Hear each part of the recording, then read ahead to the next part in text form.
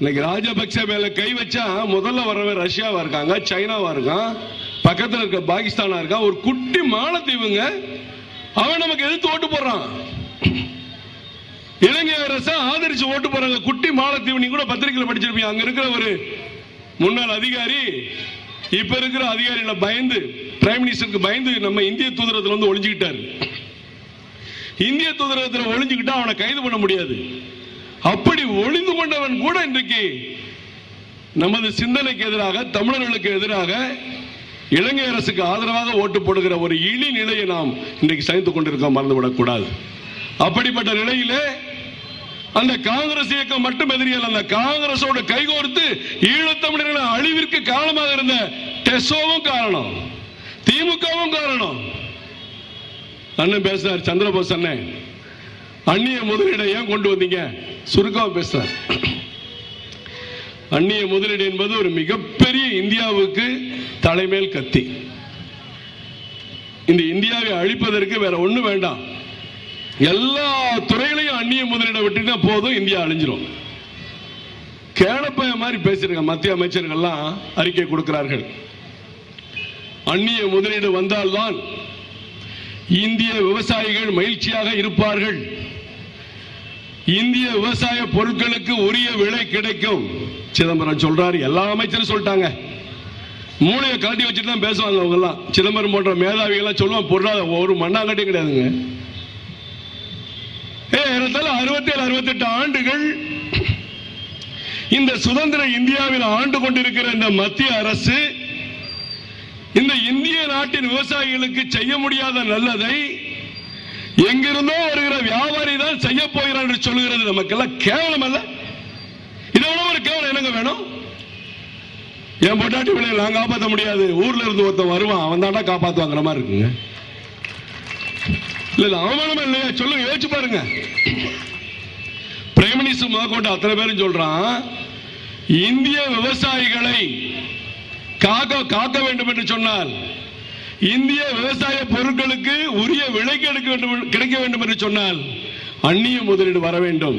அந்நிய முதலீடுனா யாரு? அது அந்தரத்தில் வரும், இல்ல கப்பல்ல பிளைட்ல வருமா? அந்நிய முதலாளிகள் வர வேண்டும். நீங்க முதல்ல மாத்தி பேசுங்க.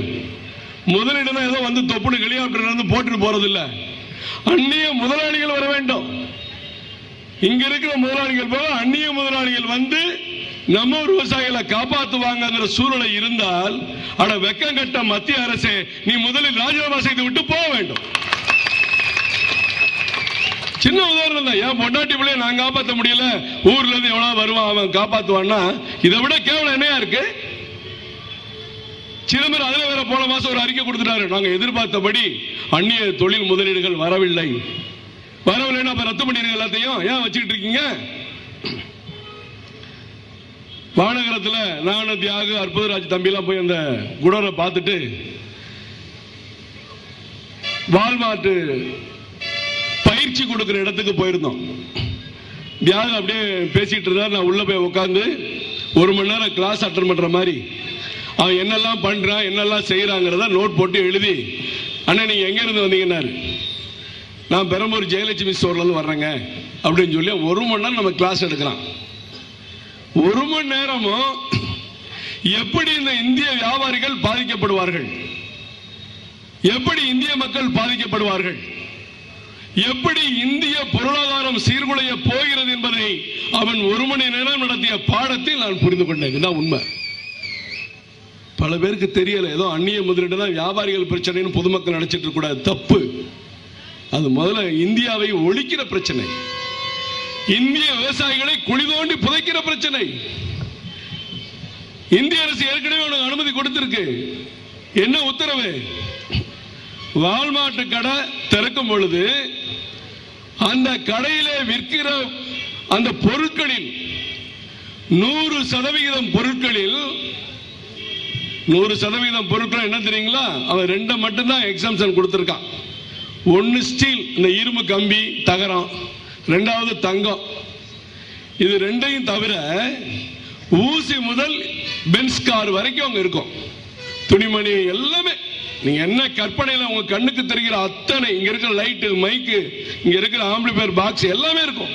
வீடியோ கேமரா இருக்கும், வாட்ச் இருக்கும், எல்லா எலக்ட்ரானிக் குட்ஸ், எல்லா ஹவுஸ் நீட்ஸ், வீட்டில் உபயோகப்படுத்துற அனைத்து பொருட்கள், காய்கறி, பழங்கள், தானியங்கள், கோதுமை, சர்க்கரை, பருப்பு எல்லாமே இருக்குங்க.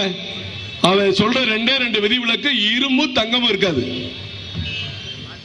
இவன் என்ன பண்றான், இந்திய விவசாயிகளுக்கு அள்ளி பணத்தை கொடுத்து அவங்க பொருட்களை வாங்கி விற்பாங்கிற ஒரு பொய்யான பிரச்சாரத்தை சிதம்பரம் போன்ற மேதாவிகள், முட்டாள்கள் சொல்லிக் கொண்டிருக்கிறார்கள்.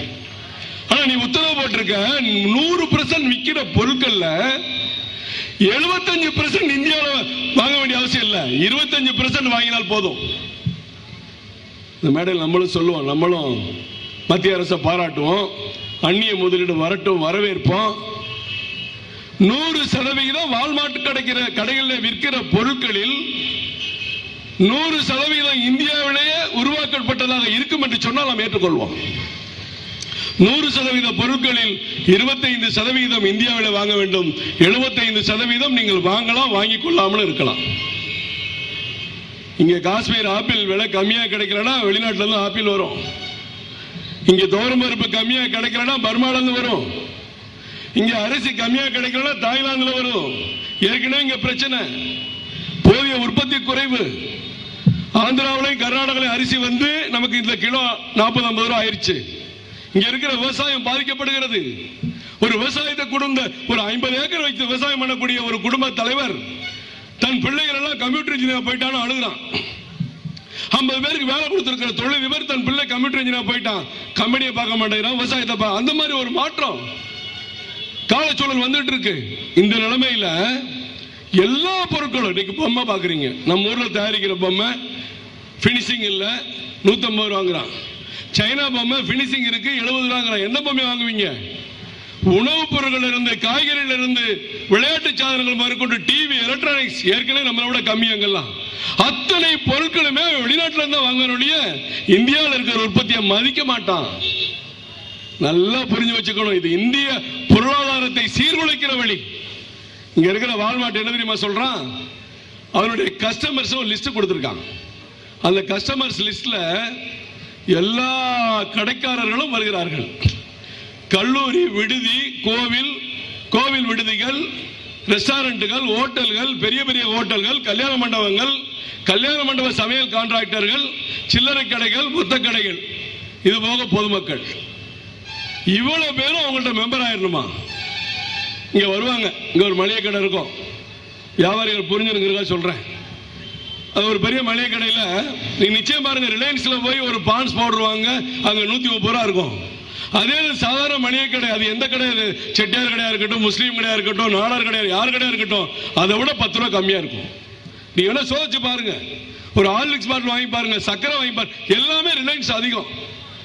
இப்ப இவன் என்ன பண்றான், ஒரு கடைக்கு பாத்தீங்கன்னா டெய்லி ஒரு வேன் வரும். அந்த வேன்ல கோல்கேட், பேஸ்ட், சோப்பு சப்ளை பண்ணிட்டு போவான். அடுத்த வேன் வரும், அவன் பிரிட்டானியா பிஸ்கெட், சாக்லேட் சப்ளை பண்ணிட்டு போவான். அடுத்து லாரி வரும், அரிசி மூட்டை இறக்குவான். அடுத்து ஒரு வேன் வரும், காய்கறி இறக்குவான். இவன் என்ன கேட்கிறான், அவனுடைய தத்துவத்தை பாருங்க. ஏன் நீங்க ஒவ்வொரு ஜாமானையும் ஒவ்வொருத்தட்ட இருந்து வாங்குறீங்க? எல்லாமே நான் தர்றேங்கிறான். அந்த வால்மார்ட்டுடைய அடிப்படை தத்துவமே இருந்தாங்க. ஒரு மளிகை கடையில கொள்முதலுக்கு 10 வியாபாரிகளை நம்பி இருக்கிற அந்த கடையை நீ ஏன் 10 பேர்ட்ட போற? சாக்லேட்ல இருந்து, அரிசியில இருந்து, காய்கறில இருந்து, பழங்கள்ல இருந்து, தானியங்கள்ல இருந்து நானே உனக்கு சப்ளை பண்றேன், ஏன்டா மெம்பர் ஆவான்னு சொல்றான். இதுதாங்க தொழில் ஆதிக்கம். எல்லாரும் மெம்பர் ஆயிட்டோம். ஒரு நாளைக்கு ஹார்லிக்ஸுக்கு போன் பண்ணுவான், நீ ஏன் 10 பேர்ட்ட போற? சாக்லேட்ல இருந்து, அரிசியில இருந்து, காய்கறில இருந்து, பழங்கள்ல இருந்து, தானியங்கள்ல இருந்து நானே உனக்கு சப்ளை பண்றேன், ஏன்டா மெம்பர் ஆவான்னு சொல்றான். இதுதாங்க தொழில் ஆதிக்கம். எல்லாரும் மெம்பர் ஆயிட்டோம். ஒரு நாளைக்கு ஹார்லிக்ஸுக்கு போன் பண்ணுவான், நீ இந்த விலை கொடுக்குற, எனக்கு இன்னொரு 20 ரூபா குறைச்சு கொடு, இல்லட்டா உன் ஹார்லிக்ஸை நான் வாங்க மாட்டேன். அவன் ஹார்லிக்ஸ் வாங்கி பழகணும். என்ன பண்ணுவான், ஹார்லிக்ஸ் வரல, ஹார்லிக்ஸ் இப்ப கெட்டு போச்சு, அவனுடைய குவாலிட்டி சரியில்லை, ட்ராலிக்ஸ் ஒன்று வச்சிருக்கேன்னு சொல்லி எல்லா டிவிலையும் வழக்கம் போல ஒரு தள்ளி விட்டா விழுகிற ஒரு நடிகர் கூட அந்த ட்ராலிக்ஸை சாப்பிட்டு பாருங்கள் அப்படின்னு ஒரு போஸ் கொடுப்பாரு. உடனே மக்கள் கைதட்டு ட்ராலிக்ஸ் வாங்கிட்டு வாமா, முடிஞ்சு போச்சு ஹார்லிக்ஸ் கதை. ஒரு பெரிய ஹார்லிக்ஸ் கம்பெனிக்கு இதுதான் கதினா. சின்ன தொழில்கள், பிளாஸ்டிக் உற்பத்தியில் இருக்கிற தொழிற்சாலைகள், இரும்பு உதிரி பாகங்கள் செய்கிற உற்பத்தியாளர்கள், உணவு உற்பத்தியாளர்கள், மாவு உற்பத்தியாளர்கள், எத்தனை தொழிற்சாலைகள் அனைவரும் இவன்கிட்ட போய் கையெழுத்து போட்டு இப்படி கை கட்டி நிக்கணும். அப்பதானே அவன் சரக்கை வாங்குவேன். ஏன்னா எல்லாரும் என்கிட்ட மெம்பர் ஆயிட்டான், நான் தான் அவனுக்கு பண்றேன் அப்படிங்கிற ஒரு இழிவான நிலைக்கு இந்த இந்தியாவை கொண்டு செல்ல நினைத்துக் கொண்டிருக்கிற, அழித்துக் கொண்டிருக்கிற மத்திய அரசு. அதற்கும் அண்ணன் ஐயா கலைஞர் அவர்களும் திமுகவும் எப்படி ஈழ தமிழர் பிரச்சனையிலே ஈழ தமிழர்களை கொன்று குவிக்க காரணமாக இருந்த காங்கிரஸ் இயக்கத்துக்கு தோள் கொடுத்து அவர்களை வாழ்த்தி வரவேற்று கட்டிப்பிடித்து உறவு கொண்டு எல்லாம் மடிந்து அங்கே சாம்பல காலத்தில் டெசோவை தொடங்கி நாடகம் நடத்தி கொண்டிருக்கிறாரு. அதே போன்ற ஐயா கலைஞர் அவர்களும் இரட்டை வேடம் போட்டார். மத்திய அரசு அந்நிய முதலீடை அந்த சட்டத்தை நிறைவேற்றுவதற்கு அனுமதியை பெறுவதற்கு பாராளுமன்றத்திலே ஓட்டெடுப்பு வருகிற நிலையிலே மம்தா பானர்ஜி எதிர்க்கிறார், பல மாநிலங்கள் எதிர்க்கின்றன. ஐயா கலைஞர் அவர்கள் வழக்கம் போல ஒரு வசனம் பேசுவார். மதவாதம் வந்துருங்க, மதவாதம் வந்துடக்கூடாது இந்தியாவில், அதனால பிஜேபி வந்துடக்கூடாது, அதனால இந்த அந்நிய முதலீடை நாங்கள் ஆதரிக்கிறோம், ஆனா தமிழ்நாட்டில் எதிர்க்கிறோங்க. என்ன பாருங்க, இந்த மாதிரி இரட்டை வேடம் உலகத்தில் எந்த கட்சிக்கு எந்த தலைவனும் இந்த வேடத்தை போட முடியாதுங்க. மக்கள் வேடிக்கை பார்க்கிறோம், அதையும் கூட்டம் போற உடனே டிவியில பெருசா காட்டுறோம். எல்லாம் கூட்டிட்டு வர்ற கூட்டம், உணர்ச்சி கூட்டம் இல்ல. உணர்ச்சி கூட்டி என்பது ஒவ்வொரு திமுக காரனுக்கும் பேரறிஞர் அண்ணா நடத்திய திமுக வேறு. அவர் இந்த நாட்டுக்காக, கொள்கைக்காக, தமிழக மக்களுக்காக உருவாக்கிய அந்த இயக்கம் இன்றைக்கு கலைஞருடைய குடும்பத்துக்காக நடத்தப்படுகிற இயக்கம். இன்றைக்கு பத்திரிகையில மேஜர் செய்தி, இன்னைக்கு எப்படி நடிகை அஞ்சலியை பத்தி வந்துட்டு இருக்கோம், இன்னைக்கும் ஸ்டாலினா, அழகிரியா, கனிமொழியா, இப்படி இந்த சண்டை தான் போயிட்டு இருக்கு. ஏன்னா வேற எவனும் போட்டிக்கு வந்துடக்கூடாது, அப்பதான் நாங்களே சண்டை போட்டுக்கிட்டு இருக்கோம். இவங்க எல்லாம் அமைதியா இருந்தா புதுசா ஒரு தலைவர் வந்துருவாங்க, புதுசா ஒரு தலைவர் உருவாயிடக்கூடாதுல. அப்படி இந்த அந்நிய முதலீடையும் அனுமதிக்கிற ஒரு இரட்டை வேடத்தை நீங்கள் போட்டீர்கள். அதற்கும் ஆணித்தரமாக சட்டமன்றத்தில் தீர்மானம் நிறைவேற்றி தமிழகத்திலே அந்நிய முதலீட்டை நுழைய விட மாட்டோம் என்று தீர்மானம் என்ற புரட்சி தலைவர்களின் நேரத்தில் பாராட்ட கடமைப்பட்டிருக்கிறோம். மத்திய அரசை நிச்சயம், மத்திய அரசு காங்கிரஸ் அரசை இன்றைக்கு வேண்டுமானால் வந்திருக்கலாம், நாளைக்கு இணைந்து போகலாம், இணைந்தும் சேரலாம். அந்த மத்திய அரசோடு துணை நின்ற திமுகவையும் நிச்சயமாக மக்கள் தட்டி கேட்க வேண்டும். தமிழர்களுக்கு இவர்கள் செய்திருக்கிற துரோகம் இந்த தமிழகம் இருக்கிற வரை எவரும் மறக்க முடியாது, மறக்க கூடாது. அந்த தமிழ் உணர்வுகளை தூண்டி விடுகிற, அந்த தமிழினம் தழைந்து நிற்க வேண்டும் என்ற ஒரு எண்ணத்தை, ஆர்வத்தை கொண்டிருக்கிற பச்சை தமிழன் புரட்சி தலைவர் தலைமையிலே இதற்காக பாடுபடுவோம் சொல்லி விடைபெறுகிறேன். நன்றி, வணக்கம்.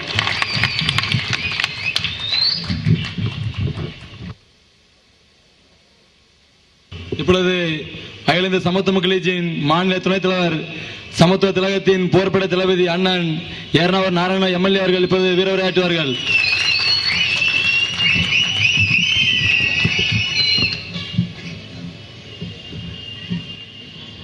எங்கால் 3/4 மணி நேரம் அடிச்சிட்டாரு.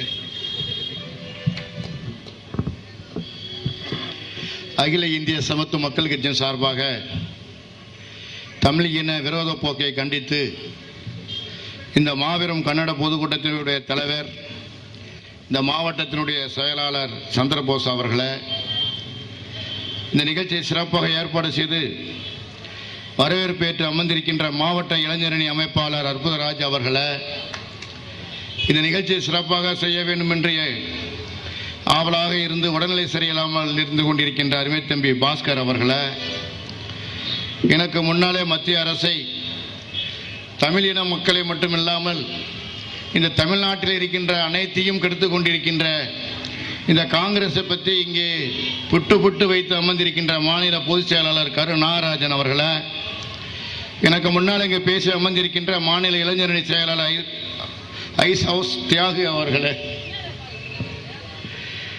கணேசன் அவர்களை, ஜெகன் அவர்களை, சரத் கணேசன் அவர்களே, கதிரவேல் அவர்களே, வடிவேல் அவர்களே, ராம்குமார் அவர்களே, டிச்சன் அவர்களே, ராஜ் அவர்களே, அழகேசன் அவர்களே, சிங்காரவேலன் அவர்களே, விஜய் மாவட்ட செயலாளர் விஜய் அவர்களே, மரியமாணிக்கம் அவர்களே, தொகுதி செயலாளர் பொன்னரசன் அவர்களே, நிகழ்ச்சியில் கலந்து கொண்டிருக்கின்ற நிர்வாகிகள் நாராயணன் அவர்களே, சபாபதி அவர்களே, பார்த்திபன், கமலக்கண்ணன், முருகன், ஜெயராஜ், இறுதியாக நன்றியுரை இருக்கின்ற ஆர் கண்ணன் அவர்களே, அம்புத்து நகர செயலாளர் சிங்காரவேலன் அவர்களே, விழாவிலே கலந்து கொண்டிருக்கின்ற சமத்துவ மக்கள் கட்சியினுடைய நிர்வாகிகளே, பெரியோர்களே, தாய்மார்களே, மாணவர்களே, மாணவிகளே, நிகழ்ச்சியிலே கலந்து கொண்டிருக்கின்ற பாதுகாப்பு வழங்கி கொண்டிருக்கின்ற காவல்துறை நண்பர்களே, பத்திரிகையாளர்களே, தொலைக்காட்சியை சேர்ந்தவர்களே, அனைவருக்கும் வணக்கம். என்னிடம் இந்த கூட்டத்தை சிறப்பான முறையிலே அகில இந்திய சமத்துவ மக்கள் கட்சியின் சார்பாக தமிழகம் முழுவதும் மத்திய அரசு தமிழகத்துக்கு எவ்வளவு துரோகம் செய்து கொண்டிருக்கிறது என்பதை தெரியப்படுத்த வேண்டும் என்ற எங்களுடைய அன்பு தலைவருடைய கட்டளைக்கு இணங்க தமிழ்நாடு முழுவதும் இந்த பொதுக்கூட்டம் நடைபெற்றுக் கொண்டிருக்கின்றது. அதுபோல இந்த மாவட்டத்தின் சார்பாக, இளைஞரணி சார்பாக இந்த கூட்டத்தை சிறப்பாக ஏற்பாடு செய்திருக்கின்ற நண்பர்களுக்கு என்னுடைய மறுபடியும் ஒரு வணக்கத்தை தெரிவித்துக் கொள்கின்றேன். அன்பார்ந்த பெரியோர்களே, எனக்கு முன்னாலே இங்கே பேசுகின்ற பொழுது தமிழகத்தை ஆண்ட திமுக அரசு இந்த தமிழகத்துக்கு எவ்வளவு துரோகத்தை இழைத்தது என்பதை இங்கே தெளிவாக பேசினார்கள். பொதுவாக எங்கள் தலைவருடைய அவர்கள் இந்த இலங்கை தமிழர்களுக்காக டெல்லி சென்று ஒரு பெரிய ஆர்ப்பாட்டத்தை நடத்தினார்கள். அது மட்டுமில்லாமல் முல்லை பெரியாரை மீட்க வேண்டும் என்பதற்கு ராமேஸ்வரத்தில் ஒரு மாபெரும் ஆர்ப்பாட்டத்தை நடத்தினார்கள். இந்தியாவிலே அந்நிய முதலீடை வரக்கூடாது என்பதற்காக வள்ளுவர் கூட்டத்திலே மாபெரும் ஆர்ப்பாட்டத்தை நடத்தினார்கள். அது மட்டுமில்லாமல் தமிழகத்திலே மின்சார பிரச்சனை, இந்த பிரச்சனையை தீர்க்க வேண்டும் என்பதற்காக கூடங்குளம் அணு மின் நிலையத்திலே மின்சாரத்தை தடை செய்து கொண்டிருக்கின்ற அந்த உதயகுமாரை எதிர்த்து ஒரு மாபெரும் ஆர்ப்பாட்டத்தை நெல்லையில் பல ஆயிரக்கணக்கான மக்களை திரட்டி ஒரு பெரிய ஆர்ப்பாட்டத்தை நடத்தினார்கள். அதற்காக அந்த உதயகுமார் விடுத்த சவாலை எதிர்கொள்வதற்காக அங்கே ராதாபுரம் கூடங்குளத்திலே ஒரு பெரிய கூட்டத்தை, பொதுக்கூட்டத்தை கூப்பிட்டு அங்கே ஒரு பெரிய ஆர்ப்பாட்டத்தை கூட்டத்தை நடத்தினார்கள். இந்த அளவுக்கு இன்று மத்திய அரசை எதிர்த்து அகில இந்திய சமத்துவ மக்கள் கட்சி என்னென்ன மத்திய அரசு தமிழகத்துக்கு துரோகம் செய்து கொண்டிருக்கிறது என்பதற்காக பல கூட்டங்களும் ஆர்ப்பாட்டமும் நடத்தி கொண்டிருந்தோம். இப்பொழுது தமிழ்நாடு முழுவதும் இப்பொழுது நாம் பொதுக்கூட்டத்து மூலமாக மத்திய அரசு என்ன துரோகம் செய்து கொண்டிருக்கிறது, அந்த மத்திய அரசிலே பங்கு பெற்ற முன்னாள் முதல்வர் அவர்களுடைய கட்சி என்ன துரோகம் செய்து கொண்டிருக்கிறது என்பதை எனக்கு முன்னாலே பேசி அவர்கள் இங்கே சிறப்பாக பேசினார்கள். இந்த தமிழகத்திலே புரட்சி தலைவர் அவர்களுடைய ஆட்சி வந்தவுடன் சட்டமன்றத்திலே தீர்மானம், என்ன தீர்மானம்?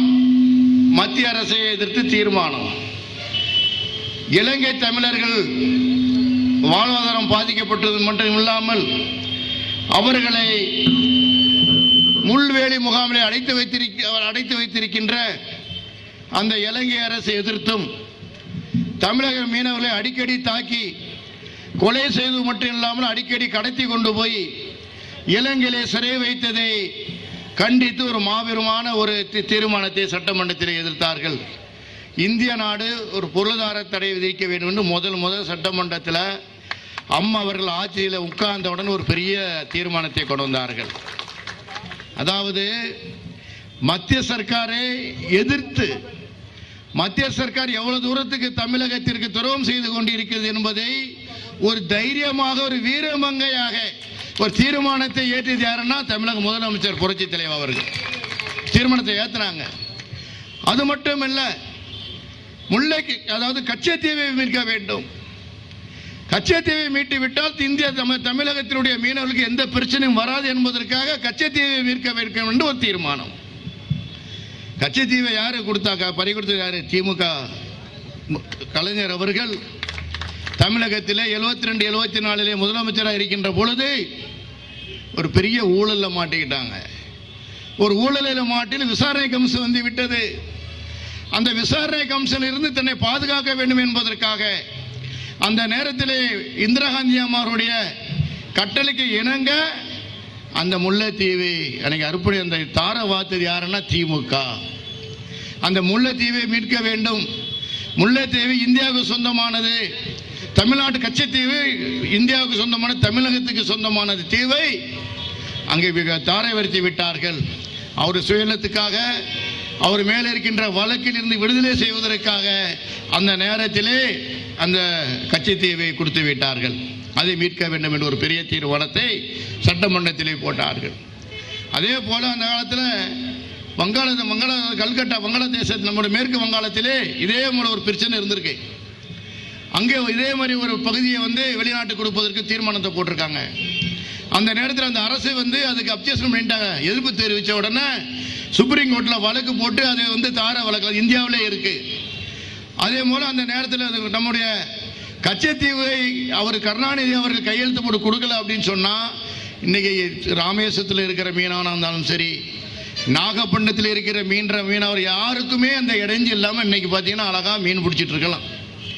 அந்த இந்தியாவுக்கு சொந்தமான அந்த கச்சத்தீவை தார வைத்த ஒரே காரணத்திற்காக இந்த இந்தியா டெய்லி பேத்துட்டு பாருங்க, டிவியில் பாருங்க, 25 மீனவர்களை இலங்கை ராணுவம் பிடித்து சென்றது.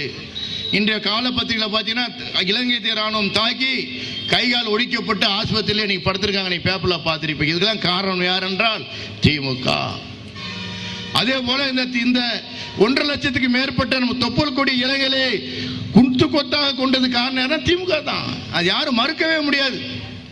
இப்போ டெசோன்னு சொல்லிட்டு இருக்காங்க பார்த்தீங்கன்னா, டெசோ எதுக்கு ஷோ காமிக்கிறாங்க? ஷோ ஏன்னா அவர் அரசியல் பண்ண முடியாது. அவங்க ஏதாவது ஒரு நாடகம் நடத்தி ஆகணும். ஷோ நாடகம், டெசோன்னு ஒரு நாடகத்தை நடத்தி கொண்டு இருக்கிறார்கள். தமிழ்நாட்டு மக்கள் நம்ப மாட்டாங்க. காரணம் இந்திய எதிர்ப்பு போராட்டம் நினச்சிக்கிட்டார். அன்னைக்கு யாரும் படிக்காத காலத்திலே இந்தி வேண்டாம் ஒரு போராட்டத்தை நடத்தி ஒரு பெரிய ஒரு நாடகத்தை நடத்தி அவர் வெற்றி கண்டார்கள். இன்னைக்கு ஹிந்தி படிக்க முடியாதுன்னா நாங்கெல்லாம் போய் பொழைக்க முடியல ஐயா. அவங்க புள்ள குட்டி பேரம்பேச்செல்லாம் ஹிந்தி படிக்க வச்சு அவங்க பற்றி உலக நாடு புள்ள டிவி நடத்திட்டு இருக்கிறாங்க. எல்லாமே ஹிந்தி படிச்சுட்டு வா. அவங்க குடும்பத்தில் உள்ள ஆள் மட்டும் ஹிந்தி படிக்கலாம், மற்றவனும் ஹிந்தி படிக்கக்கூடாது. இந்தி எதிர்ப்பு போராட்டம் சொல்லி அந்த நேரத்தில் காலத்தில் படிப்பு கம்மியான காலத்தில், தொலைக்காட்சிகள் இல்லாத காலத்தில், பத்திரிகை அதிகமான இல்லாத காலத்தில் ஒரு நாடகத்தை நடத்தி எனக்கு இந்திய எதிர்ப்பு போராட்டம் என்று அந்த ஆட்சியை நடத்தினாங்க. அது ரைட்டு. இன்னைக்கு டெஸ்ஸை வச்சு ஒன்றும் பண்ண முடியாது. மக்கள் விழிப்பாகி விட்டார்கள். ரோட்ல சுத்த முடியாது. காரணம் அந்த இலங்கை தமிழர்கள் கொல்லும் போது தமிழகத்தில் யார் ஆட்சி செய்துட்டு இருந்தா? திமுக ஆட்சி செய்து கொண்டிருந்தது. அங்கே நம்முடைய மக்களை, தமிழ் மக்களை கொல்கின்ற போது இங்க யார் ஆட்சி செய்தா? திமுக ஆட்சி செய்து கொண்டிருந்தது.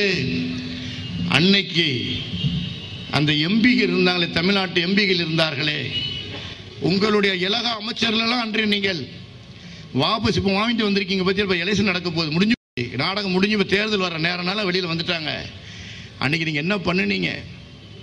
அன்னைக்கு நீங்கள் உங்களுடைய தமிழகத்தில் இருக்கின்ற உங்களுடைய ஆட்சியில் இருந்த மந்திரிகளை நீங்கள் ராஜினாமா செய்துவிட்டு அனைத்து எம்பிகளும் நாங்கள் வெளியில் வந்துவிடும் என்று சொன்னால் அந்த மக்களை அன்றை காப்பாற்றி இருக்கலாமா வேண்டாமா? அன்றையோட மவுண்ட் ரோட்டில் ஒரு போஸ்டர் ஒட்டியிருந்தா தாத்தா தாத்தா தாத்தா தாத்தான்னு ஒட்டியிருந்தாங்க. போன உயிர் வருமா? இப்போ நீ அன்னைக்கு ராஜினாமா செய்திருந்தால் இந்த தமிழர் உயிர் போயிருக்காது. இந்த நாடகம் நடத்தி கொண்டிருக்கின்ற இந்த திமுக அரசு அன்னைக்கு கச்சத்தீவை அநியாயமாக இழந்தது. இன்னைக்கு இலங்கை தமிழர் சாவறதுக்கு, கொலை செய்வதற்கு காரணம் இவர் தான் காரணம்.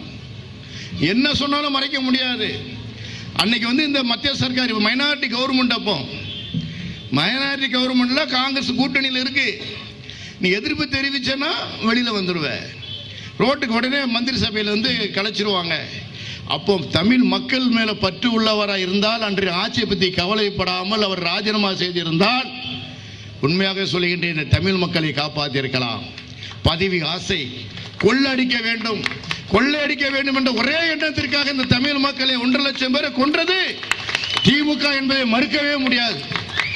இன்று இந்த மத்திய அரசை எதிர்த்து நீக்கின்ற ஒரே தலைமை தமிழக அரசு, புரட்சி தலைவர் அவர்கள் தான் மத்திய அரசை எதிர்த்து கொண்டிருக்கிறார்கள்.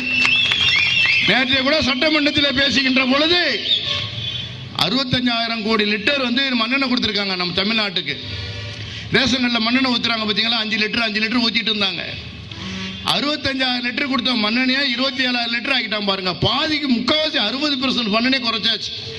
ஏன் தமிழகத்தில் கொந்தளிப்பு வரட்டும், மக்கள் புரட்சி செய்யட்டும், மண்ணெண்ணெய் தரலன்னு சண்டை இழுத்து விடுவதற்காக இந்த அரசு என்ன மாதிரி சதி செய்கிறது? யாரு? நிதி அமைச்சர் சிதம்பரம் செய்கின்ற வேலை அது. யார் ஓட்டு போட்டு உன்னை டெல்லிக்கு அனுப்பியிருக்கா? தமிழ்நாட்டு மக்கள் ஓட்டு போட்டு டெல்லிக்கு அனுப்பி வச்சது தமிழ்நாட்டு மக்கள். இந்தியாவுடைய நிதி அமைச்சராக இருக்கின்ற சிதம்பரம் அவர்களே, நீங்கள் இந்த துரோகம் செய்யலாமா? தமிழ் மக்களுக்கு துரோகம் செய்யலாமா? 65,000 கோடி லிட்டர் மண்ணெண்ணெய் 27,000 லிட்டர் ஆக்கலாமா? என்ன செய்து கொண்டிருக்கிறீர்கள்? என்ன துரோகம்? அங்க எனக்கு முன்னால பேசுகின்ற போது முல்லை பெரியாரை பத்தி பேசினாங்க. முல்லை பெரியாரை பத்தி பேசுகின்ற பொழுது அப்போ பிரச்சனை பண்ணும் போதும் திமுக ஆட்சி நடத்திட்டு இருக்காங்க. காங்கிரஸ் அங்க இருக்குது. கேரளாவில் காங்கிரஸ் வரும், கம்யூனிஸ்ட் வரும். அப்போ யாருக்கு சப்போர்ட் பண்ணுவாங்க? காங்கிரஸ்காரன் கேரளாவுக்கு தான் சப்போர்ட் பண்ண மாட்டான். எத்தனை 100 வருஷம் தான் இந்தியா தமிழ்நாட்டில் வந்து காங்கிரஸுக்காரன் வரவே முடியாது, ஆட்சிக்கு வர முடியாது. அதனாலதான் இனிமேல் தமிழகத்தில் காங்கிரஸுக்கு எந்த வாய்ப்பும் கிடையாது. கேரளாவிலே கம்யூனிஸ்ட் ஒரு வாட்டி ஆளும், காங்கிரஸ் ஒரு வாட்டி ஆளும். காங்கிரசுக்காக ஆளும் என்ற ஒரே எண்ணத்துக்காக கேரளாவுக்கு துணை போகின்ற அரசு இந்த மத்திய அரசு. நம்மளை விட்டுட்டாங்களே, மக்களை விட்டுட்டாங்களே. இந்த அம்மா அவர்கள் பெரிய சவாலை எடுத்தார்கள். முல்லையார் பெரியார் அணையில 145 அடி உயரத்தில் 42 அடி உயரத்தில் தண்ணி தேக்க வேண்டும் என்று ஒரு புரட்சி, சாதாரண விஷயம். மத்திய அரசை எதிர்த்து நிற்கிறாங்க. என்ன ஆனாலும் கவலை இல்லைன்னு எதிர்த்து நிற்கின்ற ஒரு தலைவி, புரட்சி தலைவி தமிழகத்துடைய மானத்தை காப்பாற்றிக் கொண்டிருக்கிறார்கள். தமிழகத்துடைய மானத்தை காப்பாற்றிக் கொண்டிருக்கின்ற அரசு இந்த அரசு. போட்டி போட்டு இன்னைக்கு வந்து சுப்ரீம் கோர்ட்ல இருந்து ஒரு பதிவு ஆள் அனுப்பி, ஒரு நடுவர் அனுப்பி அதை செக் பண்ணி பனை பலமாக இருக்கிறது. 142 அடி தண்ணீர் வைக்கலாம் என்று உத்தரவா. யாருக்கு? அது யாருக்கு? தென் மாவட்டத்தில் இருக்கின்ற 5 மாவட்டம், 5 மாவட்டத்தை மக்கள் உணவு குடிக்கிற தண்ணி அங்க இருந்தா வரணும். அதை கேரள அரசு உடைப்பதற்கு துணை நிற்கிறது திமுக. காங்கிரஸ் துணை நிற்கிறது கொண்டிருக்கின்ற காரணம் அங்க காங்கிரஸ் ஆள வேண்டும். இப்போ பாத்தீங்கன்னா காவேரி, அது மைசூர்ல அங்கதான் வருது, கர்நாடகால இருந்து வருது. அந்த காலத்தில் அணைக்கட்டு இல்லாத நேரத்தில் அது பாட்டுக்கு தண்ணி 3 பாகம் வந்துகிட்டே இருக்குமா. எப்படி அந்த கங்கையில் வந்து கொண்டு கங்கையில் வர்ற மாதிரி காவிரியில் வந்து பார்த்தீங்கன்னா ஒரு 8-9 மாதம் தண்ணி வந்துக்கிட்டே இருக்கும். நல்ல தஞ்சாவூர் செழுமையாக இருந்திருக்கு. தஞ்சாவூர் செழுமையான அந்த ராஜராஜ சோழலாம் ரொம்ப பெரிய கோயில் கட்டி இருக்குது. காரணம் அந்த மண் அந்த மாதிரி வந்து செழிப்பான விவசாயத்தில் முக்கியமான ஊர். அணை கட்டி தண்ணியை நிறுத்தி விட்டான். அணை கட்டியாச்சு. அங்கே பார்த்தாலும் இப்போ வந்து பாரதிய ஜனதா ஆட்சி நடந்துட்டு இருக்கு. அடுத்து காங்கிரஸ் ஆட்சிங்க வரும். எங்கே வரும்? கர்நாடகாவில். இப்போ பார்த்தீங்கன்னா உள்ளாட்சியில் அவளும் காங்கிரஸ் ஜெயிச்சிருக்கு. அந்த முதலமைச்சர் பங்காரப்பாவை யாருன்னா பேர் எடியூரப்பா, அவர் வந்து 2ஆக பிரிச்சுட்டு போயிட்ட உடனே அந்த பாரதிய ஜனதா 2ஆக உடஞ்சி போச்சு. அங்கே உள்ளாட்சி தேர்தலிலே காங்கிரஸ் ஜெயிச்சிருக்கிறது. அடுத்த சட்டமன்ற தேர்தலில் அவங்க ஜெயிக்கணும், வெற்றி பெற வேண்டும், அவங்க ஆட்சி அமைக்க வேண்டும் என்ற ஒரு எண்ணத்திற்காக தமிழகத்துக்கு துரோகம் செய்து கொண்டிருக்கிறது மத்திய அரசு. எவ்வளவு போராட்டம் கருணாநிதி அந்த நடத்தி, ஏதாவது ஒரு போராட்டத்தை நடத்தினாரா? தமிழ் தமிழ் தமிழ் என்று பேசுகின்ற அந்த கலைஞர் வந்து தமிழுக்காக என்றைக்காவது ஒரு தியாகம் பண்ணியிருக்கிறாரா? மக்களுக்காக அவர் ஏதாவது தியாகம் பண்ணிக்க கிடையாது. அவர் தேவை பதவி, அவர் தேவை பணம். எத்தனை கோடி பேசுறேன், எத்தனை கோடியா, எத்தனை கோடி என்ன பண்ண போறீங்கன்னு தெரியல, போகும்போது என்னதான் கொண்டு வரும் தெரியல. எத்தனை கோடி பணம் இருந்தால் அரசியல் செய்து விடலாம், பணம் இருந்தால் நாட்டை கையில் எடுத்துக்கொள்ளலாம், பணம் கொடுத்து ஓட்டு வாங்கி ஜெயிக்கலாம் என்ற ஒரே எண்ணத்திலே, பணம் கொடுத்து இந்த மக்களை வாங்கிக் கொள்ளலாம் என்ற ஒரு எண்ணத்திலே அங்கே காவேரி பிரச்சனை துரோகம் பண்ணிட்டு இருக்கிறார்.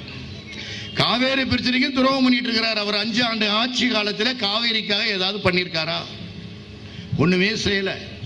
இவங்களும் நடுவர் மன்றம் அந்த மன்றம் பேசி நிறைவாக கோர்ட் மூலமாக ஒரு பெரிய கெஜெட்ல ஏற்றியாச்சு. ஒன்றும் பண்ண முடியாது, அழிக்கவே முடியாது.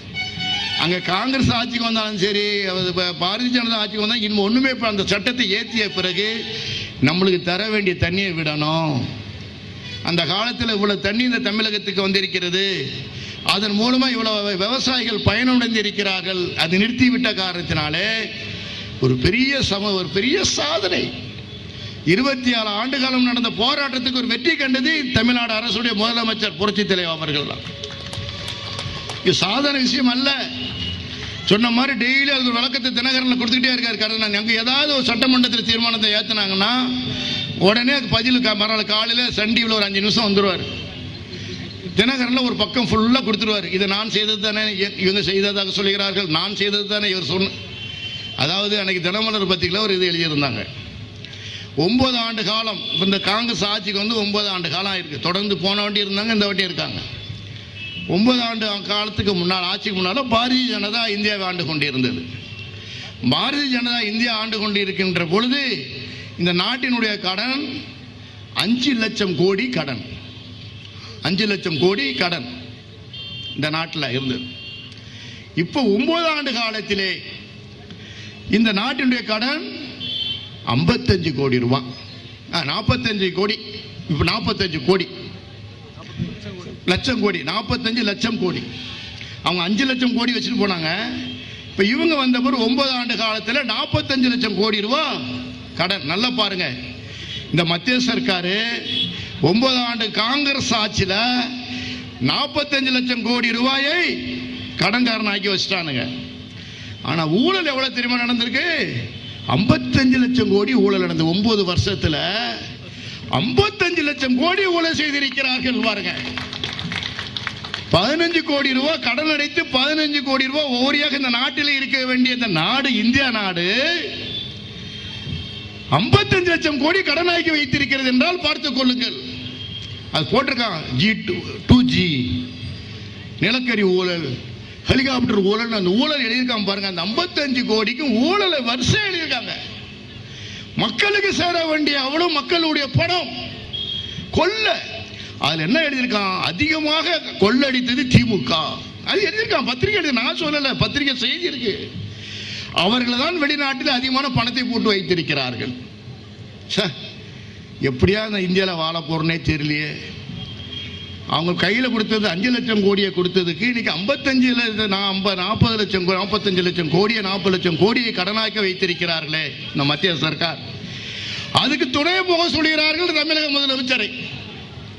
அவங்க ஜால்ரா அடிச்சா மண்ணெண்ண வந்துடும். கடலூர்ல கோயில் தகிச்சு பாருங்க, நிவாரணமே கொடுக்கல அந்த அம்மா. கரெக்டா பார்த்தீங்கன்னா 1 மாசத்துக்குள்ள எல்லாத்தையும் நிவாரணத்தை சரி பண்ணி கொடுத்தா ரிக்கார்டு. அது அவங்க ஆட்சி செய்கின்ற பொழுது சுனாமி வந்தது, அதையும் உடனடியாக சரி பண்ணி கொடுத்த அரசு அதிமுக அரசு. நாங்கள் சும்மா வந்து இந்த வாட்டி ஆளுகின்ற நாங்கள் சட்டமன்றத்தில் இருக்கோம். இந்த அரசு மேல ஏதாவது ஒரு ஊழல் சொல்லுங்க பார்ப்போம். பனைக்கு கூட டிரான்ஸ்போர்ட்ல ஒரு ஊழல் சொல்லி எழுந்திருச்சாங்க, முக ஸ்டாலின் எழுந்திருச்சாங்க. ஒரு ஊழல் இருக்கு, பத்திரிகையில் செய்தி போட்டிருக்கான். என்ன ஊழல்? இந்த டிக்கெட் போடுறதுக்காக மிஷின் வச்சிருக்காங்க பாருங்க கையில், அந்த பஸ்ஸில். அதில் ஒரு கம்பெனிக்கு ஊழல் பண்ணி கொடுத்துட்டாங்க.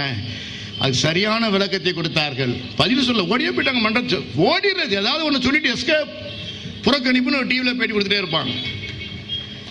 அருமையான அரசு. இந்த அரசு மேல ஒரு குற்றச்சாட்டு சொல்ல முடியாது. அதனாலதான் இன்று தமிழ்நாடு அரசுடைய முதலமைச்சர் அவர்கள் மத்திய சர்க்காரை விடுறதே இல்லை, விட மாட்டாங்க, எதுவுமே விட மாட்டாங்க. கேட்காங்க, கொடுக்குறியா இல்லையா மண்ணானையா, தர்றியா இல்லையா, அவங்களுக்கு சப்போர்ட் பண்ணா எல்லாம் வந்துடும். அந்த மாதிரி சப்போர்ட் பண்ற என்று சொல்லிதான் 1 லட்சத்து பல லட்சக்கணக்கான நம் மக்களை அழித்தது அந்த அரசு, திமுக அரசு. தமிழர்களை கொன்றது திமுக அரசு. இது யாரும் அவங்க வந்து எந்த ட்ரெஸ்ஸோ போட்டாலும் ஒன்றும் பண்ண முடியாது, எதை போட்டாலும் ஒன்றும் செய்ய முடியாது. அதே போல நீங்கள் மின்சாரம் பிரச்சனை, இன்னைக்கு மின்சாரத்தை மட்டும் வருவாங்க உள்ள. தமிழகம் 2 விட்டது அப்படி உள்ள சட்டமன்றத்தில் வரும்போதே வருவாங்க. சட்டமன்றத்தில் வரும்போதே இன்னைக்கு தமிழகம் 2 விட்டது அப்படின்னு உள்ள வருவாங்க. உடனே இவங்க உட்காந்து எது நம்ம ஆளுங்கட்சி எழுந்திருப்பாங்க. அம்மா போன முறை ஆட்சியை விட்டு போகின்ற பொழுது இந்த நாட்டில் கரண்ட் கட்டு இருந்ததா, உபரி மின்சாரம் இருந்ததா? அவர்கள் போன முறை ஆட்சி செய்து போகின்ற போது நம்முடைய அதிகமான மின்சாரத்தை வெளி மாநிலத்துக்கு கொடுத்துருக்காங்க.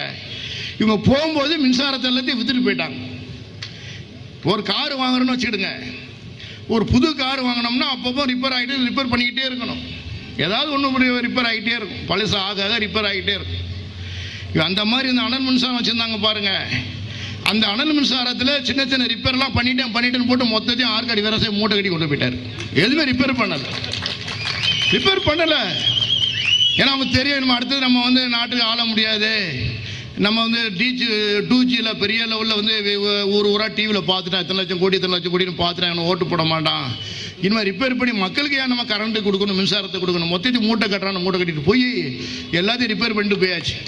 இப்போ அந்த மிஷினை ரிப்பேர் பண்ணிட்டு இருக்குது அரசு. ரிப்பேர் பண்ணி இந்த மக்களுக்கு முழுமையான மின்சாரத்தை தர வேண்டும் என்று பாடுபட்டு இந்த 2 மாசத்துல அதையும் சரி பண்ணிடுவாங்க. அதற்காக இந்த மக்களுக்கு உதவி செய்கின்ற இந்த அரசுடன் இருக்கின்ற ஒரே தலைவர் எங்கள் தலைவர் தான். கரெக்டா தேர்தலில் என்ன ஒப்பந்தம் போட்டோமோ, கூட்டணியில் என்ன ஒப்பந்தம் போட்டோமோ, கடைசி வரைக்கும் இருக்கின்ற ஒரு கட்சி அகில இந்திய சமத்துவ மக்கள் கட்சி என்பதை மறந்து விடக்கூடாது. எங்க தலைவர் கரெக்டா இருக்காரு. இந்த அரசு நம்பி அந்த அரசு நம்ம கூட்டணியில் சேர்த்தது, நம்ம கூட்டணியில் இருக்கோம்.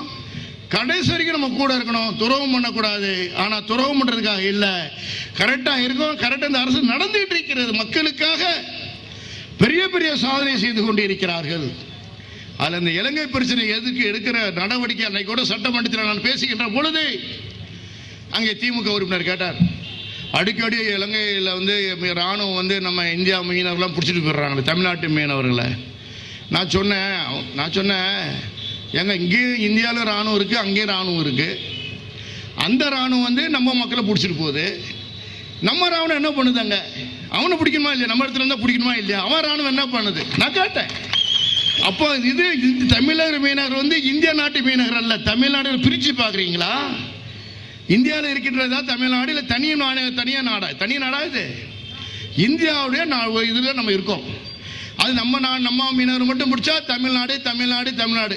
கேரளா மீனவர்னா இந்தியா மீனவர். என்னப்பா கேரளா மீனவர் இந்தியா மீனவரா, தமிழ்நாட்டு மீனவர் வந்து தமிழ்நாட்டு மீனவரா? அதான் கேட்டேன். நம்ம ராணுவம் கடலில் கோடை போட்டு வச்சிருக்காங்க, திடீர்னு காத்தடிச்சா படகு வேகமாக போயிடும், அந்த பக்கம் காத்தடிச்சா இந்த பக்கம் வந்துடும். அப்போ இந்த ராணுவம் அவனை பிடிச்சி உள்ள அடைச்சிக்கிட்டே இருந்தா அவன் நம்மளை பிடிக்க மாட்டான். கேட்டேன், இந்திய ராணுவம் என்ன செய்து கொண்டிருக்கிறது? இந்திய ராணுவம், இந்திய நாட்டுடைய பிரதமர், மத்திய அரசு இந்த தமிழகத்துக்கு பெரிய துரோகத்தை செய்து கொண்டிருக்கிறது. இந்த இடைஞ்சலுக்கு காரணம் மத்திய அரசு. இது கண்ணியம் சொல்றேன், இது காரணம் மத்திய அரசு என்பதை இந்த நேரத்தில் சொல்ல கடமைப்பட்டிருக்கின்றேன். அதே போல ரொம்ப சிறப்பான ஒரு மீட்டிங்கை நான் ஏற்பாடு பண்ணியிருக்கீங்க, ரொம்ப சந்தோஷம். மேலும் நீங்கள் நம்ம நாகராஜன் சொன்னது மாதிரி வருகின்ற பாராளுமன்ற தேர்தலில் கண்டிப்பாக, ஏன்னா வந்து இனிமேல் காங்கிரஸில் யாரும் நிற்கிறாங்க இல்லைன்னு தெரில. ஏன்னா காங்கிரஸில் நிற்கிறதுக்கு எல்லாம் பிடிச்சி ஓடிக்கிட்டே இருப்பான், நாங்கள் நிற்கிறதுக்கு ஆள் இல்லை. அதனால கண்டிப்பாக நம்ம அம்மா எங்கே இருக்காங்களோ அதுதான் ஜெயிக்கும். நம்ம தமிழக முதலமைச்சர் எங்கே இருக்காங்களோ அங்கே தான் தலைவன் அங்கே சரியாக அங்கே கூட இருப்பார். அதனால் நீங்கள் வரைக்கும் தெரிந்திருக்கின்ற தொண்டர்கள், பொதுமக்கள், நீங்களாம் இந்த முறை நம்ம வந்து ஒரு எதிர்ப்பை கண்டிப்பாக தமிழகத்தின் மூலமாக காட்டியாக வேண்டும். நம்ம எதிர்ப்பு கண்டிப்பாக தெரியணும் மத்திய அரசுக்கு. அந்த எதிர்ப்பை நீங்கள் ஒன்றாக இருந்து இணைந்து செய்ய வேண்டும். இப்போ மாணவர்கள் புரட்சி நடந்துக்கிட்டு இருக்கு. பார்த்தீங்கன்னா அந்த போட்டோவை பார்த்தா வருத்தமாக இருக்கும். ஒரு குழந்தை, நம்ம பிரபாகரன் பையன் பாலச்சந்திரன் வந்து ஒரு படத்தை பார்த்து வடிய வாயில் சாப்பிட்டுட்டே இருக்கிற மாதிரியும் 5 குண்டு அடிச்சிருக்கான் பாருங்க பாவி. அந்த குழந்தை என்ன பண்ணும்? அந்த குழந்தை என்ன செய்தது? வாய் சாப்பாடு கொடுத்து 5 குண்டை போட்டு அடித்துக் கொள்கின்ற இலங்கையை கண்டிப்பாக நம் தமிழர்களை மீட்க வேண்டும். தமிழருக்கு சம உரிமை வழங்க வேண்டும் என்று தமிழக முதலமைச்சர் அம்மா அவர்கள் தொடர்ந்து வலியுறுத்தி கொண்டிருக்கிறார்கள். இப்பொழுது ஒரு பெரிய தீர்மானத்தை போட்டாங்க. தனி ஈழம் குறித்து இலங்கையில் உள்ள தமிழ் மக்களிடம், புலம்பெயர்ந்த தமிழ் மக்களிடம் பொது வாக்கெடுப்பு நடத்தணும். இல்லை யாரும் பண்ணவே முடியாதுங்க. ஒரு தனி ஒரு தமிழ்நாட்டில் இருந்து பேசவே முடியாது. ஒரு சிறப்பான ஒரு திட்டத்தை அங்கே தீர்மானத்தை அங்கே போட்டார்கள். அது மாதிரி பார்த்தீங்கன்னா இலங்கையில் நடைபெற்ற இலங்கை படுகொலைக்கு சுதந்திரமான நியாயமான சர்வதேச புலனாய்வு நடத்த வேண்டும். இல்லை யாரு? இந்தியா சொல்ல வேண்டிய வார்த்தையை, ஒரு இந்திய பிரதமர் சொல்ல வேண்டிய வார்த்தையை தமிழகடைய முதலமைச்சர் புரட்சி தலைவர்கள் சொல்லுகிறார் என்றால் அவருக்கு நாம் துணை நிற்க வேண்டும். இந்த கட்சி துணை நிற்கிறது, நம் தலைவர் துணை நிற்கிறார் என்று கூறி இந்த சிறப்பான கூட்டத்தை ஏற்பாடு செய்தவர்களுக்கு நன்றி கூறி விடைபெறுகிறேன். நன்றி, வணக்கம்.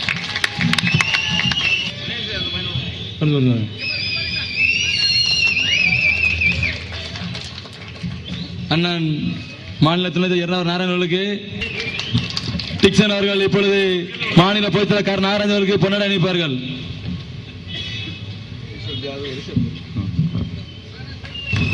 அடுத்தபடியாக ஐசஸ் தியாக அண்ணன் இளைஞரணி செல்ல ஐசஸ் தியாக அவர்களுக்கு பொன்னாடை அணிவிப்பார்கள்.